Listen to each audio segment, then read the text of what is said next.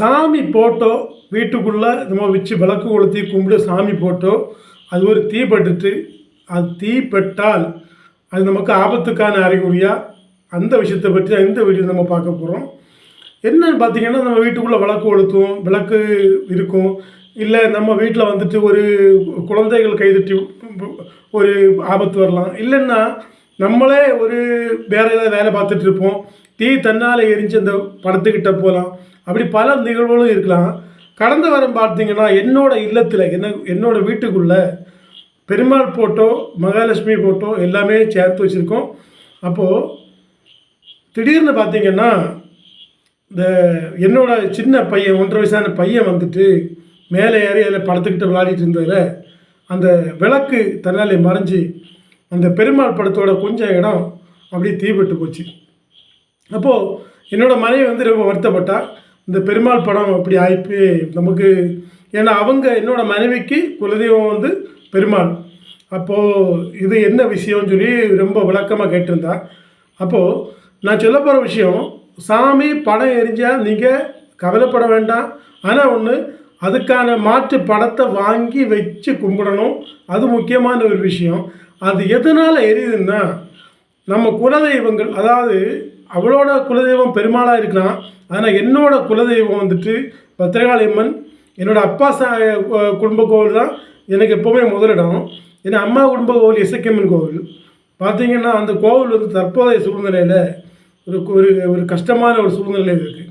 ஏன்னா என்னால் அங்கே ஒரு செல்ல முடியாத ஒரு சூழ்நிலையிலையும், அங்கே வந்துட்டு போய் வழிபாடு செய்ய முடியாத ஒரு சூழ்நிலையிலையும் அங்கே இருக்குது. ஏன்னா அங்கே வந்துட்டு ஒரு உடம்புக்கு முடியாத ஒரு ஆள் வந்துட்டு அந்த கோவிலில் வந்துட்டு விஷயங்கள் செய்ததுனால அந்த ஆலயத்தில் தற்போது பூஜை கிடையாது, புரஸ்காரம் கிடையாது. அப்போது குலதெய்வ பாவங்கள் இருந்தால், குலதெய்வம் கஷ்டப்பட்டு இருந்தால் நம்ம வீட்டுக்குள்ளே இதே மாதிரியான அசம்பாவிதங்கள் நடக்கும். அப்போது எனக்கு 5 சகோதரங்க, என்னை தவிர எல்லாருமே ஃபோன் செய்து கேட்காங்க, நமக்கு குலதெய்வம் கோவிலுக்கு போகணும். ஒவ்வொருத்தருக்கும் ஒவ்வொரு அறிவுரை கிடச்சிட்டே இருக்குது. குலதெய்வ வழிபாடுன்றது மிக மிக மிக முக்கியம். அப்போது ஒவ்வொருத்தருக்கும் ஒவ்வொரு அறிவுரை கிடச்சிட்ருக்கு. நம்ம குலதெய்வ கோவிலுக்கு போகண்டாமா, எனக்கு மனசுக்குள்ளே ஓடிட்டுருக்கு. கண்டிப்பாக அதுக்கான நம்ம ஒரு கையில் ஒரு செலவு வரும்போது தான் போக முடியும். ஏன்னா 1-2 விஷயங்கள் இருக்கிறனால அதெல்லாம் செய்த பிறகு தான் நம்ம வழிபாடு செய்ய முடியும்.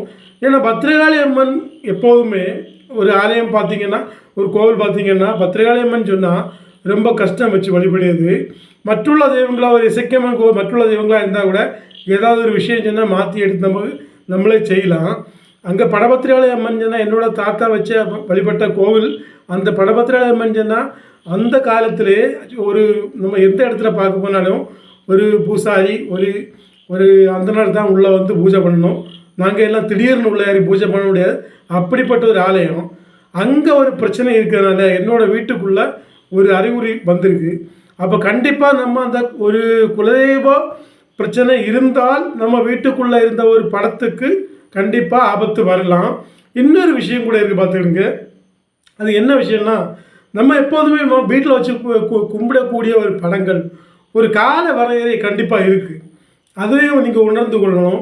அந்த கால வரையறைஞ்சுன்னா ஒரு குறிப்பிட்ட நாள் வரைக்கும் தான். அது கழிஞ்சு அந்த படத்தில் ஏதாவது ஒரு விஷயங்கள் வந்தால் அந்த படத்தை நம்ம மாற்றி அமைக்கணும். அதுக்கான அறிகுறி இருக்கலாம். அதனால் உங்கள் வீட்டில் வந்து சாமி படம் எரிஞ்சாலோ இல்லை கீழே விழுந்தாலோ திடீர்னு பயப்பட வேண்டாம்.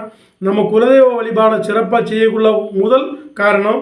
அடுத்தபடியாக பார்த்தீங்கன்னா, அந்த இடத்துக்கு ஒரு புதிய ஒரு படம் தேவை இருக்குன்னு அந்த தெய்வம் நமக்கு உணர்த்துது. எதையுமே நம்ம வந்துட்டு தப்பாக எடுத்தால் எல்லாமே தப்பாக தான் தென்படும். நம்ம செய்ய வேண்டிய காரியங்களை முறையாக செய்தால் அந்த விஷயங்கள் அதோடு மாறிப்போகும். நமக்கு ஒரு அறிகுறி தரத்தான் நம்ம குலதெய்வமோ அங்கே இருக்க தெய்வமோ அதை காட்டுது. கண்டிப்பாக நான் அந்த ஃபோட்டோ இதில் நான் சைடில் போட்டிருக்கேன், பார்த்தீங்கன்னா தெரியும். கண்டிப்பாக அந்த விஷயம் அதுக்குள்ளே நிறைய விஷயங்கள் அடங்கியிருக்கு. இன்னும் நான் வாங்கி வைக்கல. இன்னும் அந்த எரிஞ்ச படத்துக்கு மாற்றாக நம்ம ஒரு படத்தை வாங்கி வச்சு வழிபடணும். குலதெய்வ வழிபாடு, குலதெய்வ மேன்மையை போற்றுவோம். கண்டிப்பாக நானும் அந்த குலதெய்வத்து கோவிலுக்கு போய் அந்த ஒரு பூஜையை பண்ணிவிட்டு அதுக்கு ஒரு தனியாக ஒரு பதிவு நாங்கள்கிட்ட கூட. எப்போதுமே நம்ம எத்தனை கோவிலில் கும்பிட்டாலும் அதற்கான பலன் கிடையாது. குலதெய்வ மகிமையை போற்றுவோம். வரக்கூடிய ஆடி மாதம் வரப்போகுது. ஆடி மாதத்தில் எல்லோரும் நம்ம குலதெய்வ வழிபாடு, நம்ம அம்மனை போற்றுவோம். இல்லைன்னா சொல்ல மாட்டேன்னா இல்லை பத்திரலை மேலே இசைக்கிய மேலே அவரவர் குலதெய்வங்களை வழிபட்டு வாழ்வில் வளம் காண்போம். மீண்டும் அடுத்த ஒரு வீடியோவில் சந்திப்போம். ஓம் நம சிவாய.